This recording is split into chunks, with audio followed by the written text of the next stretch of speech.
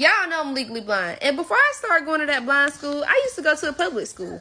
And I remember I used to have to use this machine called a brailler. And a brailler is super, super loud. Look, y'all, Simba trying to get my attention.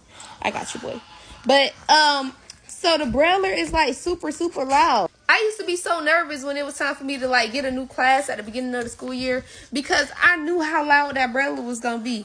And I had this friend, and my friend knew I was legally blind, but she had never been in a class with me, and we went to the open house thing, you know, the thing you go to before school or whatever to know what class you're gonna be in.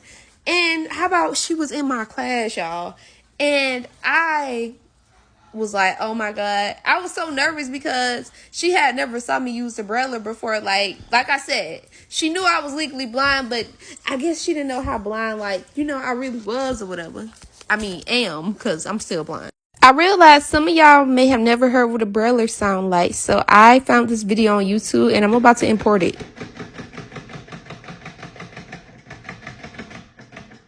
I have the machine. I'm going to squeeze the right margin, slide it over to the embossing head. So now the margin is set. We can slide the carriage lever back to the left, and then now we can start brailing. Let's say we wrote our novel. Quick little intermission. So that's how a brailler sound, y'all. Every time you get to the end of the line, it makes that ding noise to let you know you're at the end of the line. And then when you're ready to slide it back to go back to the beginning of the line, it makes that noise y'all heard it doing. So a brailler is very loud, very distracting. But I had no choice but to use it because I'm legally blind. Should I tell her about, like, I use the brailler in class and I don't read regular print like she does in class, so she won't be in shock like when we go in class or whatever, because the brailler, like I said, is super loud. And she gonna see me using it because I'm blind. They used to always have to seat me at the front of the class or whatever, y'all. So I'm like, I was super nervous, but I went ahead and told her whatever. I mean, I'm gonna tell y'all how I did it. So I took the girl like to my house or whatever. Oh, my baby coming to give me a hug. What's up, mommy, man? Oh, hi, Mama. Mama, how are you? Well, So I wound up taking her to my house or whatever. And when I took her to my house, I was like, look, I got something to tell you. I don't read print. I read braille. Because back then, I only read braille. Like, I didn't learn how to read print until I got into, like, the 6th grade. I got my first touchscreen phone. But that's a different story. I'll tell y'all about that in the next video. But she was like, oh, you read braille? We learned about that in the class. She was like, you can read braille like Stevie Wonder? And I was like, no, she said like Louis Braille. That's what she said. She was like, you can read Braille like Louis Braille. That they made us read this book about Louis Braille or whatever. And I don't know if they made y'all do that in class. Like, I don't know if they just made my class do that because I was blind. But she was in a different class than me, and her class read it too. But I'm like, yeah, girl, that's basically what it is. So I actually had a brailler at home. I took the brailler out and I showed her what it was. And I was nervous.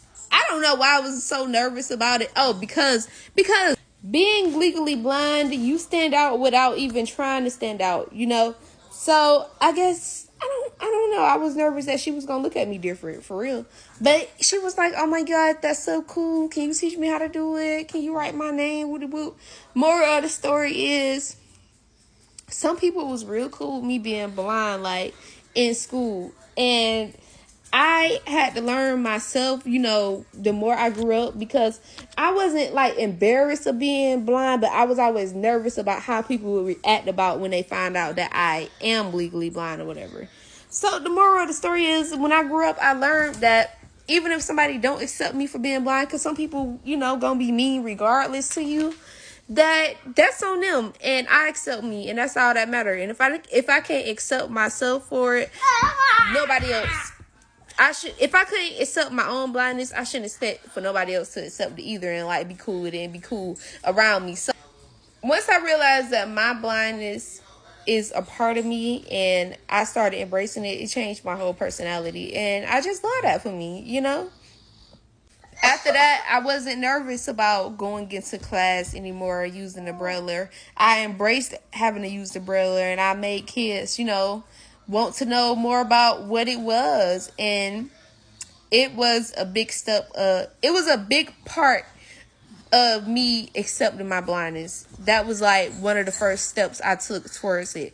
Like I said, I always been blind my whole life, but I didn't realize like what being blind really meant and me accepting my blindness until I got a little older in life. I didn't realize that how different it made me, like how harder my life is just because I'm legally blind and my life not like regular, and I always have to advocate for myself and make special accommodations for myself because I'm legally blind. I didn't realize that until a later age in life, but hey, it's better I realized it then than never. So yeah, your girl came a long way. And if any other visually impaired people out there or people with disabilities, I pray and hope that y'all learn. If you don't embrace your disability, embrace your disability. That's a part of you. You know, accept your disability. And to anybody who can't accept your disability, fuck them. Be you. Period.